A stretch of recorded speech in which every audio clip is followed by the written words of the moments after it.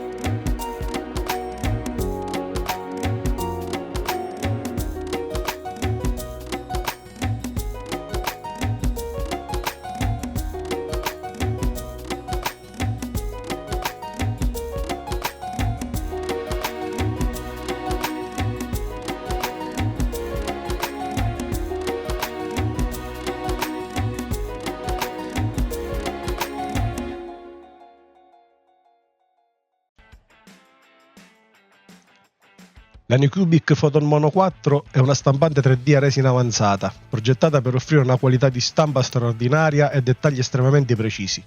È dotata di un display LCD monocromatico da 7 pollici, con una risoluzione eccezionale di 10K, garantendo superfici lisce e dettagli nitidi anche nei modelli più complessi. Il volume di stampa massimo è di 153,4 x 87 x 165 mm, con una capacità totale di circa 2,2 litri, ideale per la creazione di miniature, gioielli e modelli altamente dettagliati. Bene ragazzi, siamo giunti alla fine di questo video. Che dire, adesso andrò in laboratorio a provare la nuova stampante. Sicuramente nei prossimi giorni porterò qualche video riguardante appunto le stampe fatte con la Anycubic Photon Mono 4.